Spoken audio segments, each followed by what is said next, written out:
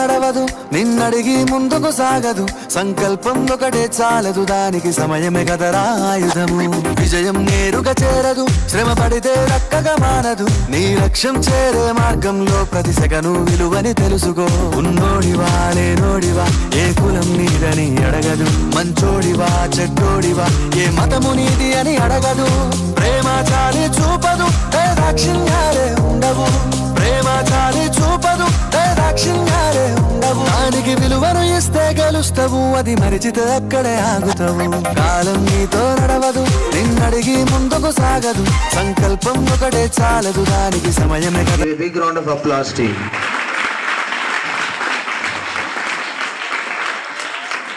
I also request the chief guest for this function, our CA Sri Venkata Narayana Garu, onto the dais. Principal to welcome him with a flower bouquet.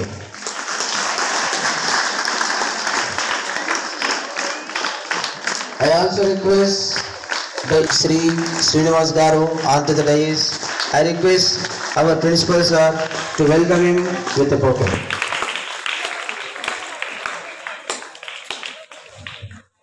These two men whom you are looking at now are the great personalities who have come to this stage with their sincere efforts and great hard work, for which you have to give about the Road Safety Week. I request Sri Suresh Kumar Garu, our principal, to speak to you his thoughts for a few minutes.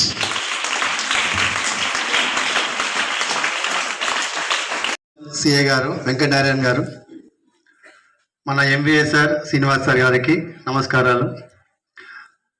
ఈరోజు మన స్కూల్లో జాతీయ రహదారి భద్రతా వారోత్సవాలు జరుపుకుంటున్నారు.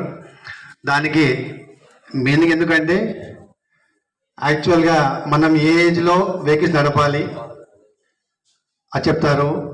Road మీద వెళ్ళేటప్పుడు కానీ ఎలా వెళ్ళాలి, కొన్ని రూల్స్ ఉంటాయి. ఇలాంటి అలా వెళ్ళకూడదు. మనం రాంగ్ రైటా చూసుకోవాలి, మనం ఎలా ఉందో అని చెప్తారు వాళ్ళు. ఇక్కడ వాళ్ళు మెయిన్ పర్సన్ చెప్పడానికి జస్ట్ మనం విందాం, ఆ ఇన్సెస్ని మనం ఫాలో అవ్వాలి. ఎందుకంటే ఈరోజు చూస్తున్నాం హెల్మెట్ లేకుండా బైక్ నడుపుతున్నారు చాలామంది, సీట్ బెల్ట్ లేకుండా కార్ నడుపుతున్నారు, చాలా యాక్సిడెంట్స్ అవుతున్నాయి. కొంతమంది డ్రంక్ అండ్ డ్రైవ్ నడుపుతున్నారు, అవన్నీ యాక్సిడెంట్స్ అవుతున్నాయి. సో అలా చేయకుండా ఏమేమి జాగ్రత్తలు ఉండాలి తీసుకోవాలో చెప్తారు సారు. ఇందాం, మనం ఇన్ని పాటిద్దాం. మన యొక్క పని పూర్తి చేసుకొని మళ్ళీ మనం ఇంటికి వచ్చేంత వరకు కూడా హెల్మెట్ పెట్టుకోవడం అనేది కంపల్సరీ. ఉన్నాయా మీ ఇంట్లో హెల్మెట్లు? లేవా? కంపల్సరీగా మీ పేరెంట్స్కి చెప్పాలి. మీ ఫాదర్ కానీ మీ బ్రదర్స్ కానీ ఎవరైనా టూ వీలర్, అందరి ఇంట్లో టూ వీలర్ ఉన్నాయా? లేవా?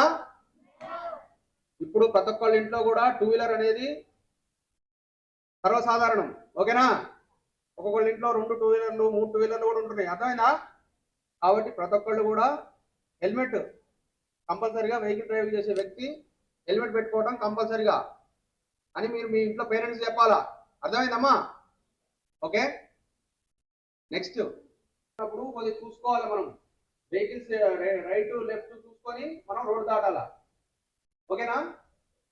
సరే, ఇక్కడ అంటే మన జీబ్రా క్రాసింగ్ అనేది మన హైదరాబాద్ సిటీలో చూసుకున్నప్పుడు జీబ్రా క్రాసింగ్ వెహికల్ ఆగినప్పుడు మనం ఆ జీబ్రా క్రాసింగ్ నుంచి మనం రోడ్ దాటుతాం. అంతేనా?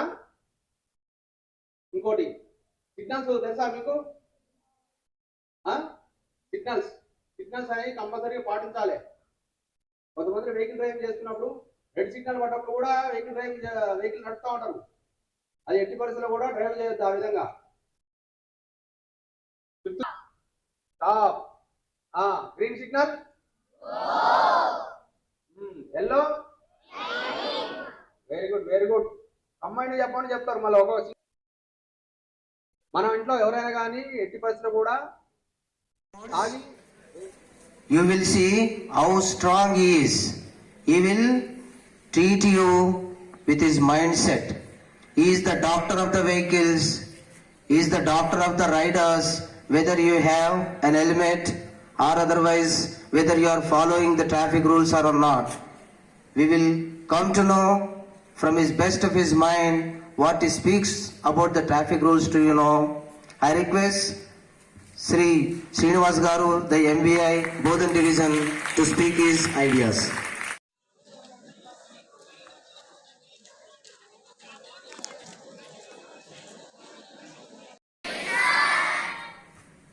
మీ అందరికీ నూతన సంవత్సర శుభాకాంక్షలు. Very happy new year. మరి ఈ సంవత్సరంలో మీరు కోరుకున్న లక్ష్యాలను చేరుకోవాలని I wish you all the best. God bless you all. ఏంటి టైం అయిపోతుందా? వా గుడ్ గుడ్. భయపడకండి. ఒక్కసారి గాలి పీల్చుకోండి అందరూ. Breathe in, breathe in. Just మీకు ఎందుకంటే నిద్రమబ్బు పోవాలి, ఇంటికి వెళ్ళాలని ఒక మళ్ళీ ఒకసారి బ్రీత్ అవుట్. ఏం చేశారు ఇప్పుడు మీరు? బ్రీత్ ఇన్ ఏం చేశారు? ఏంటిది? ఆక్సిజనా? ఆక్సిజన్. ఓకే. ఎందుకు మరి ఆక్సిజన్? అది is a good or bad? Good. ఏం వదిలారు? విచ్ ఈస్ బ్యాడా? అంటే చెడు వాయువు. ఇది ఆక్సిజన్ మంచి వాయువు, ప్రాణవాయువు అంటాం కదా. అంటే మంచి. మంచి ఏంటిది? ఆక్సిజన్. చెడుది కార్బన్ డైఆక్సైడ్. మంచి కావాలా మరి చెడు కావాలా? మీకు చాలా మంచి కావాలా? ఒక్కసారి బ్రీత్ ఇన్. ఇంకా మంచి కావాలా కదా మీకు? ఇంకా ఇంకా why you are not able to breathe in? Because inside చెడు ఉంది, కార్బన్ డైఆక్సైడ్ ఉంది కదా. మళ్ళీ అది బయటికి వెళ్తేనే మనము వీ కెన్ బ్రీత్ ఇన్. అవునా కదా? మళ్ళీ కార్బన్ డైఆక్సైడ్ బ్రీత్ అవుట్ చేస్తేనే బ్రీత్ ఇన్. అంటే మనకి ఏం కావాలి? మంచి కావాలి, చెడు వదిలేయాలి. అందుకే ఈ స్కూల్స్, ఇన్స్టిట్యూషన్స్ ఉన్నాయి. అందుకే కదా. అవునా కదా? స్కూల్లో ఏం నేర్చుకుంటాం మనం? చదువు అంటే మంచి అలవాట్లు. అంటే చదువు అంటే ఉద్యోగమేనా? కాదు కదా. మనం ఈ సంఘంలో బతకడం, ఈ జీవితంలో ఎలా హౌ టు గెట్ ఆన్, అంతే కదా. మనము మంచి చదువు చదివి మళ్ళీ వింత పశువు లెక్క మనము ప్రవర్తిస్తే ఏంది? తప్పుగా అనుకో తగ్గుతుందా? ఇక్కడ నేర్పామనుకో తగ్గుతుందా? విశ్వదాభిరామ వినురవేమ. అదే మీరు, నేను ఎప్పుడో చదువుకున్న పద్యం నాకు గుర్తుంది. మీకు తెలుసా ఇది అసలు ఉందని? తెలుసు? ఎవరికి తెలుసు? అమ్మో, అందరు తెలుగులో తెలివిన్న వాళ్ళే ఉన్నారు. Good good. అదే ఎడ్యుకేషన్. ఇది కూడా ఒక విద్య. అవునా కదా? మీకు 5th క్లాసులో 6th క్లాసులో ట్రాన్స్పోర్టేషన్ గురించి, రోడ్డు భద్రత గురించి ఉంటుందా? ఇంతకు మన సిఐ గారు చెప్పారు. ఉంటుందా? ఉంది కదా. అవన్నీ నేర్చుకుంటున్నారు కదా. అంటే మన ఇండియాలో ఒక 2 వెహికల్స్ ఉంటుండే. First vehicle was scene in first motor car in Bombay in 1930. ఇప్పుడు ఎన్ని వెహికల్స్ ఉన్నాయి తెలుసా మీకు? మనిషికి 2 వెహికల్స్. ఇంట్లో 4-5 వెహికల్స్ ఉంటున్నాయి. ఒక ఫ్యామిలీలో అమ్మ ఉంటే అమ్మకో బండి, నాన్న ఉంటే నాన్నకో బండి, తమ్ముని కోటి, అక్క కోటి, చెల్లె కోటి. ఇట్లా మళ్ళీ తమ్మునికి వారం తర్వాత మంచి బండి వచ్చింది అనుకోండి, అతనికి ఇంకో బండి కొనిస్తారు. ఎందుకంటే మన యొక్క ఆర్థిక పరిస్థితి మెరుగైంది కాబట్టి ఇలాంటి వెహికల్స్ పెరుగుతున్నాయి. మరి వెహికల్స్ పెరగడం వల్ల రోడ్డుపై ట్రాఫిక్ డెన్సిటీ పెరుగుతుంది. రోడ్ల మీద వెహికల్ స్ట్రెంత్ పెరగడం వల్ల యాక్సిడెంట్లు అవుతున్నాయి. రోడ్ ట్రాన్స్పోర్టేషన్ గురించి చదువుకున్నారు కదా. అవునా కదా? ఎంత ఇంపార్టెన్స్ రోడ్ ట్రాన్స్పోర్టేషన్. ఇప్పుడు మీరు ఇక్కడ యాపిల్ తింటున్నారు,